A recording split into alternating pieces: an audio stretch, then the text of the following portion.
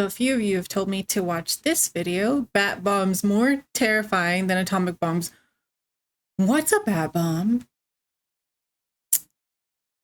Yeah, I don't know. Maybe that's why you told me to watch it. This is by the Fat Electrician. Y'all love these videos. I almost feel like I'm spamming his videos, but like, y'all really like them. So I guess we're just gonna keep watching them. So yeah, let's get started. Today we're talking about the only animal-based weapon of mass destruction ever conceived. Ladies and gentlemen, No way, it's actual bats. America's bat bomb. I mean, it sounds terrible.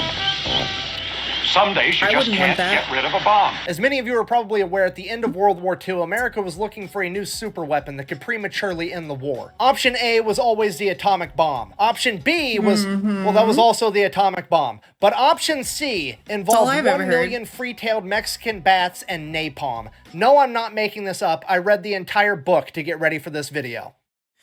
I mean, making a swarm of bats would be pretty terrifying.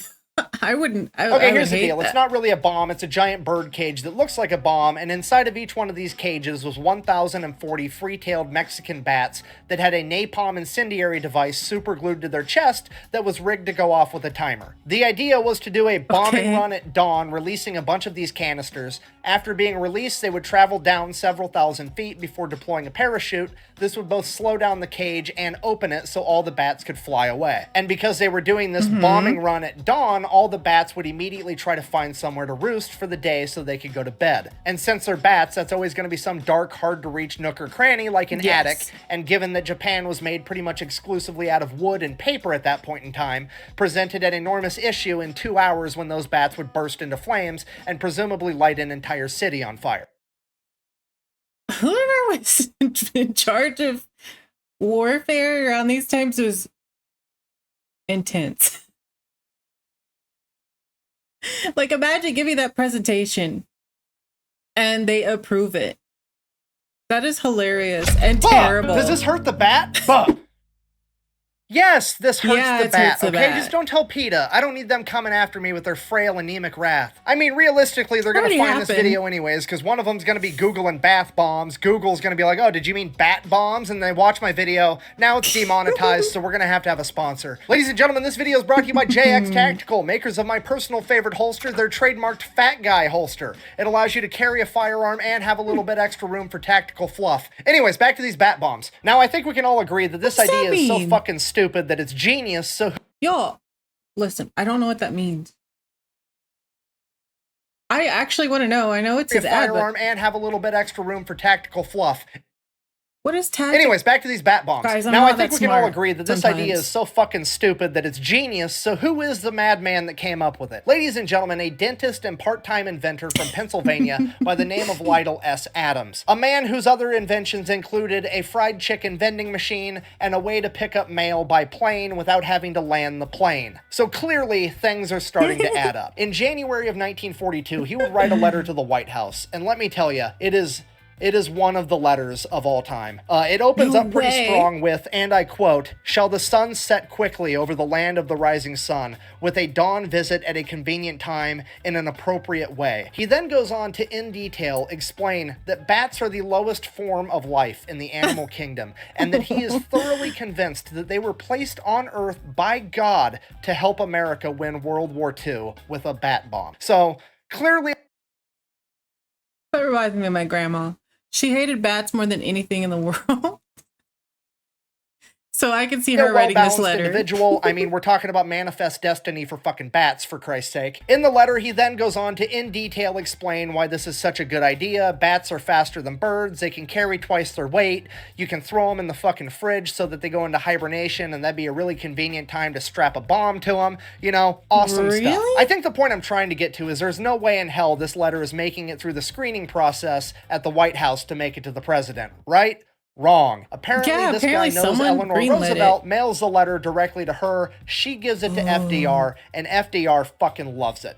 He immediately forwards the letter to his military generals with a note of his own that says, and I quote, "This man is not a nut. It's a perfectly wild idea that we need to look into." And that's it. The president said we're doing it. We're fucking doing it. America's building a bat bomb because a dentist in Pennsylvania said so. All right, fast forward like a year and a half. They figured out how to make the bomb itself. They figured out that they're going to use the Mexican free-tailed bat because it's very fast and very strong. They figured out that they're going to use napalm instead of white phosphorus. They've figured out how to attach the incendiary device to the bat itself. All that's left to do is to test it. And on May 15th, 1943, that's exactly what they're going to do. Needless to say, everybody that knows about it's really excited. All the bigwigs are showing up. There was even a Marine Corps General, Louis DeHaven, that showed up. When I say hilarious, I just mean there's a few things that are not cute about it. Of course, it's going to be hurting people and the bats. I'm sorry. Don't be mad at me, but it's up unannounced and uninvited because, well, he's a Marine and he heard that somebody was going to be blowing shit up with bats, and that's just what Marines are into. So they start the first test. They're going to drop 250 bats with nothing attached to them just to see how the bats react to falling out of an airplane. So the bomb drops, the canister's open, the bats take off. They go like 20 miles to some ranch that's near the airfield. They're everywhere. They're in this guy's barn. They're in his attic. They're in his hay. The bat bomb worked perfect. Okay, so test number 2. Now they're going to strap the incendiary devices to the bats, but they're going to de-weaponize them just to see how the bats behave when they're carrying their own body weight worth of explosives. So again, they drop the bomb, the canister's open, the bats take off, but they don't go nearly as far because they're over-encumbered. Instead, they decide to just infest everything on the airfield. They're in the barracks, they're in the airplane hangars, they're underneath the general's car. And then 15 minutes later, they realize that they forgot to de-weaponize them. The bats blow up and burn the entire fucking place to the ground. So the entire Army chain of command that's been in control of this you had one job to not do. Why did you?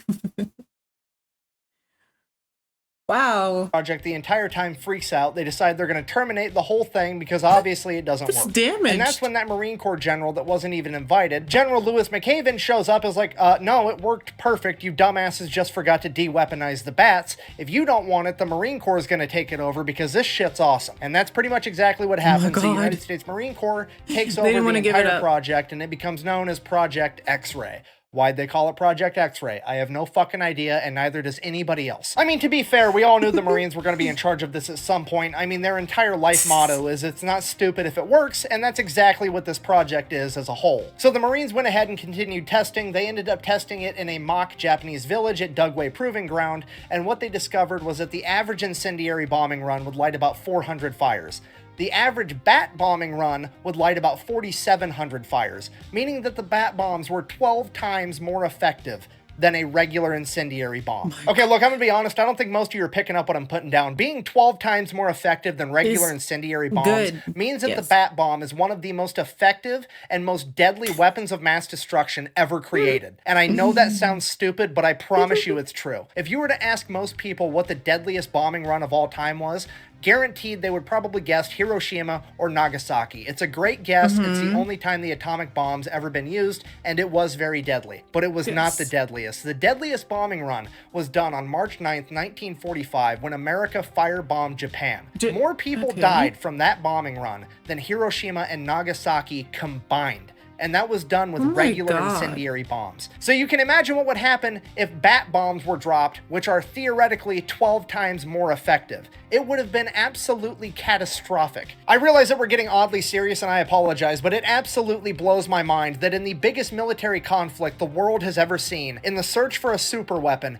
you had a bunch of scientists, the most brilliant minds in the world, that figured out how to split an atom in half, breaking chemical bonds, releasing an immense amount of energy and radiation and destructive force. And then you have the Marines that are like, I need a bomb-shaped colander, 1,000 bats, and some jungle jelly, and somehow the Marines managed to be more deadly. From a dentist and an inventor. This is not a military like idea. This makes no fucking sense. It's making me question everything, because my entire life I thought Batman was kind of a bitch for being scared of bats. Like, just grow a pair, grab a tennis racket, start Babe Ruth in those motherfuckers, and move on with your life. But no, as it turns out, Batman was right. Bats are absolutely terrifying, and it's all because some dentist taught the Marines how to turn them into a WMD, and I have no idea how to end this video. So I guess if you made it this far down this weird history rabbit hole, thanks for watching. Best way to support the channel is go buy some merch at thefatelectrician.com. Quack bang, out.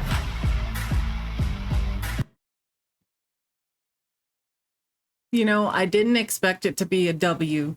Like,